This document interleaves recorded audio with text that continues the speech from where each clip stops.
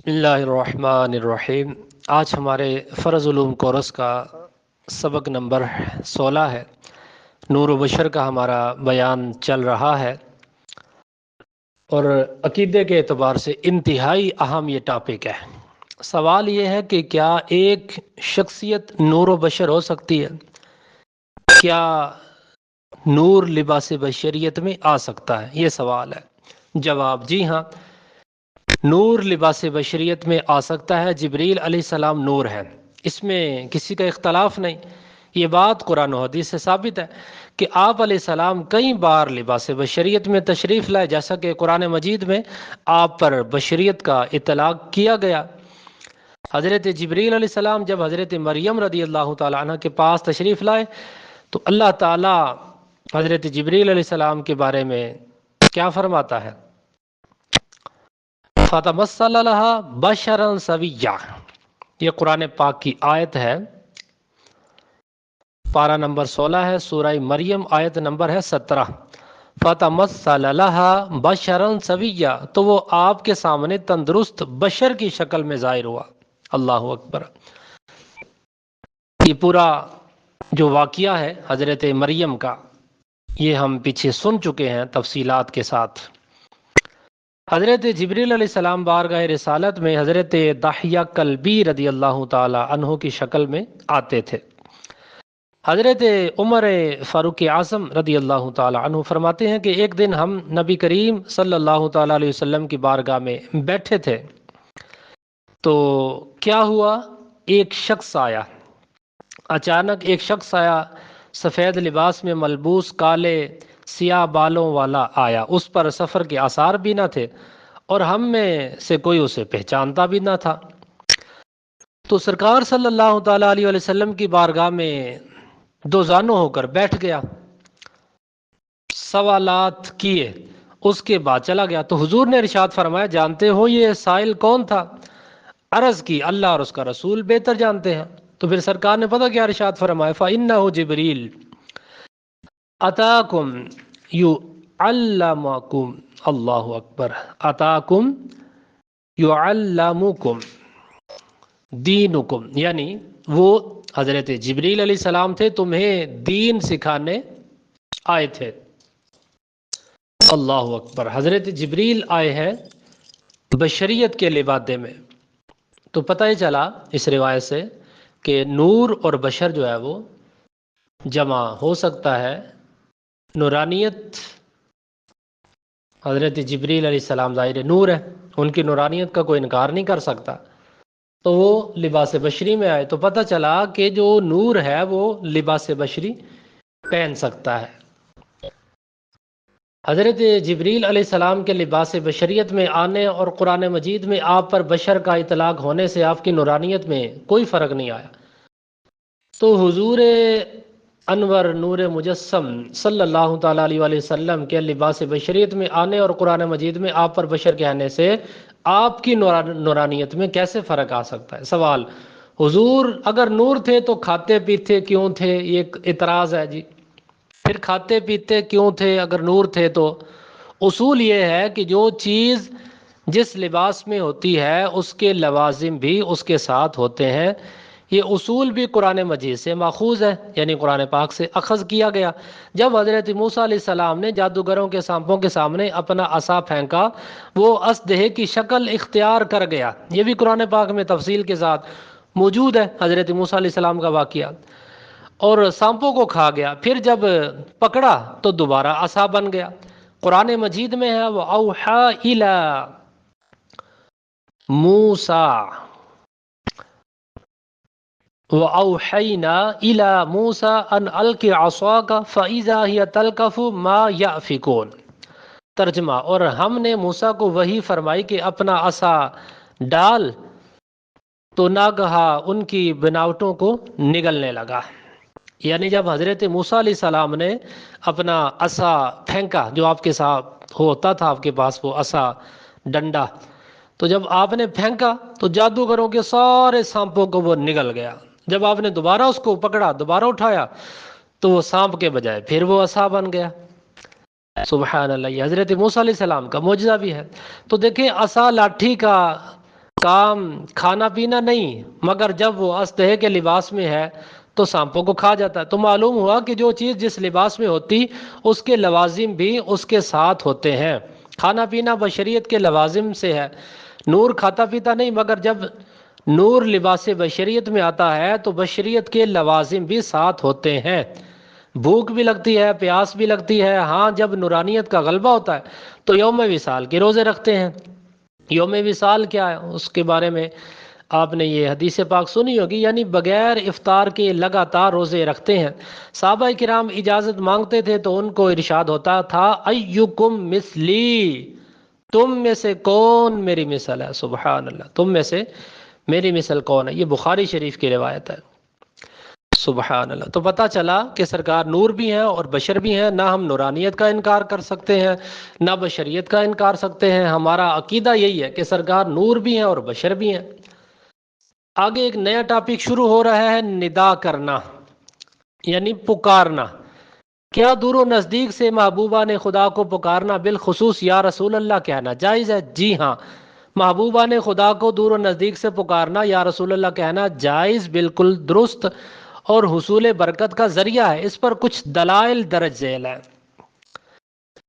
اس پر سید اعلیٰ حضرت کا شعر بھی ہے جو اکثر آپ پڑھتے ہوں گے نماز جمعہ کے بعد، کہ دور و نزدیک کے سننے والے وہ کان لالے کرامت پہ لاکھوں سلام۔ سبحان اللہ۔ صحیح مسلم شریف میں یہ روایت ہے، حضرت برا کی یہ روایت ہے کہ جب حضور صلی اللہ تعالی علیہ وسلم ہجرت فرما کر مدینہ پاک میں داخل ہوئے تو پھر کیا ہوا؟ عورتیں اور مرد چھتوں پر چڑھ گئے، بچے اور غلام گلی کونچوں میں متفرق ہو گئے، آپس میں جو ہے وہ الگ الگ ہو گئے۔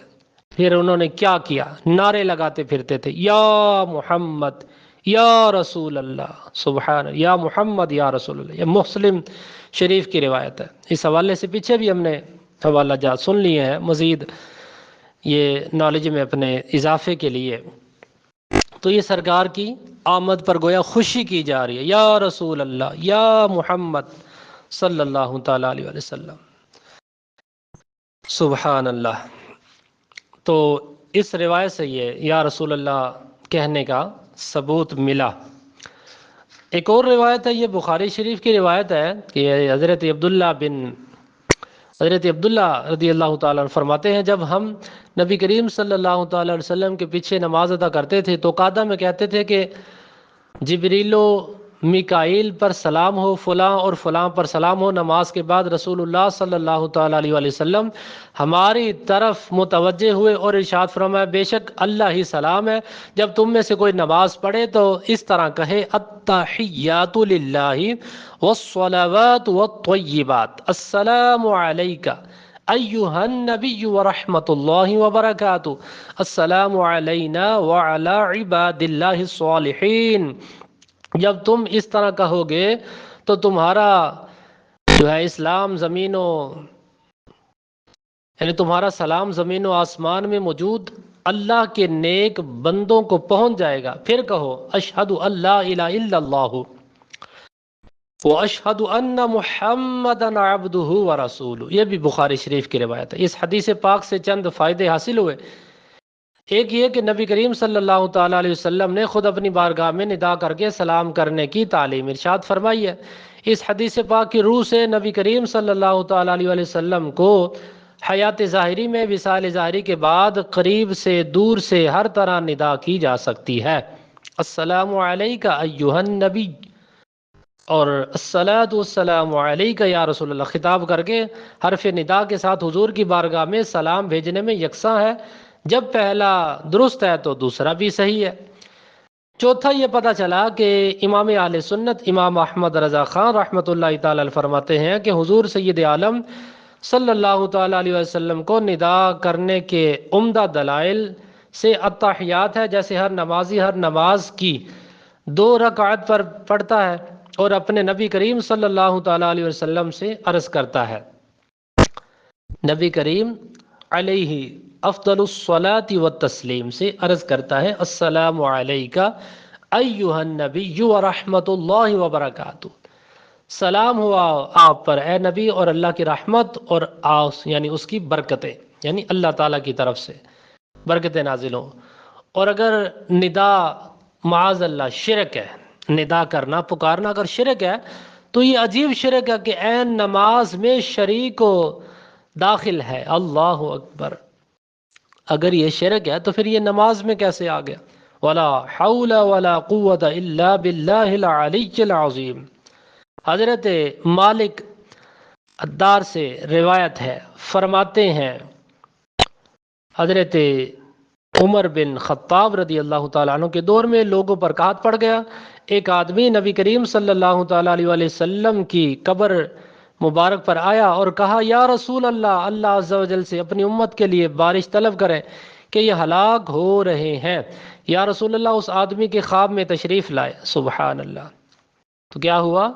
رسول اللہ صلی اللہ تعالیٰ علیہ وسلم اس آدمی کے خواب میں تشریف لائے اور فرمایا عمر کو میرا سلام کہنا اور خبر دینا کہ بارش ہوگی، اور یہ بھی کہنا کہ نرمی اختیار کرے۔ اس شخص نے حاضر ہو کر خبر دی تو حضرت عمر یہ سن کر روئے، پھر کہا اے میرے رب، میں کوتاہی نہیں کرتا مگر اس چیز میں جس میں میں عاجز ہوں۔ سبحان اللہ، کیسی پیاری شان ہے۔ سبحان اللہ، مدینے کے تاجدار خواب میں تشریف لا رہے ہیں۔ سبحان اللہ۔ حضرت عتبہ بن غزوان رضی اللہ تعالیٰ عنہ سے یہ روایت ہے کہ نبی کریم صلی اللہ تعالیٰ علیہ وآلہ وسلم نے ارشاد فرمایا، جب تم میں سے کوئی شخص کسی چیز کو گم کر دے یا اسے مدد کی حاجت ہو اور وہ ایسی جگہ ہو جہاں کوئی ہمدم نہیں ہے، تو اسے چاہیے یوں پکارے اے اللہ کے بندو میری مدد کرو۔ اللہ اکبر۔ اے اللہ کے بندو میری مدد کرو، کہ اللہ کے بندے کچھ ایسے ہیں کہ جنہیں یہ نہیں دیکھتا، وہ اس کی مدد کرتے ہیں، وہ اس کی مدد کریں گے۔ یہ پکار مجرب یعنی تجربہ شدہ ہے۔ سبحان اللہ، یہ صحابی کی گواہی ہے اور اللہ کے رسول کا یہ فرمان ہے۔ سبحان اللہ۔ اسی طرح ندا کے حوالے سے ایک اور ہے کہ یہ امام بخاری سے یہ منقول ہے۔ حضرت امام بخاری رحمۃ اللہ تعالی علیہ متوفہ 256 ہجری 256 ہجری، آپ نے یہ لکھا الادب المفرد، یہ آپ کی کتاب ہے۔ روایت آپ نے یہ نقل کی ہے کہ خادرت رجل ابن عمر۔ سبحان اللہ۔ اچھا یہ دیکھیں کہ یہ جو بھی میں روایت پڑھنے لگا ہوں یہ امام بخاری نے لکھی ہے۔ یہ کہتے ہیں نا بخاری بخاری، یہ رٹ لگاتے ہیں بخاری بخاری، تو یہ ان لوگوں کو اس طرح کی چیزیں نہیں نظر آتی، اپنے مطلب کی چیزیں نکال لیتے ہیں، اس طرح کی چیزیں ان کو نہیں نظر آتی عقیدہ اہل سنت کی، بس اپنے مطلب کی نکالی اور جان چھوڑی۔ یہ بخاری لکھ رہے ہیں، امام بخاری جنہوں نے بخاری شریف لکھی ہے، امام بخاری یہ لکھ رہے ہیں خادرت رجل ابن عمر فقال له رجل اذكر احب الناس الیک فقال یا محمد صلی اللہ علیہ وسلم۔ حضرت عبداللہ بن عمر رضی اللہ تعالی عنہما کا پاؤں سو گیا، جس طرح ہم کہتے ہیں نا جی ہم بیٹھے تھے سو رہے تھے پاؤں سن ہو گیا، بیٹھے بیٹھے پاؤں سن ہو گیا، تو اس طرح آپ کا پاؤں سو گیا۔ ایک آدمی نے ان سے کہا انہیں یاد کیجئے جو آپ کو سب سے زیادہ محبوب ہے۔ اللہ اکبر۔ ان کو یاد کیجئے جو آپ کو سب سے زیادہ محبوب ہے، پسند ہے۔ تو حضرت نے کہا یا محمد صلی اللہ تعالی علیہ وسلم۔ سبحان اللہ۔ بعض علماء نے لکھا کہ جیسے ہی آپ نے پکارا یا محمد تو آپ کا پاؤں جو ہے وہ ٹھیک ہو گیا۔ سبحان اللہ۔ تو یہ شان ہے صحابہ کی۔ تو یہ عقائد اہل سنت کے بارے میں بیان ہے، ان چیزوں کو آپ اچھی طرح ذہن نشین کر لیا کریں، ایک دو بار آپ پڑھیں گے تو انشاءاللہ یہ آپ کے نالج میں آ جائے گی، پھر کبھی جب ضرورت پڑے تو آپ کتاب سے دیکھ کر حوالہ جات یہ دے سکتے ہیں اگر کوئی اعتراض کرے تو۔ اللہ تعالی ہمیں عمل کی توفیق عطا فرمائے۔ وما علینا الا البلاغ المبین۔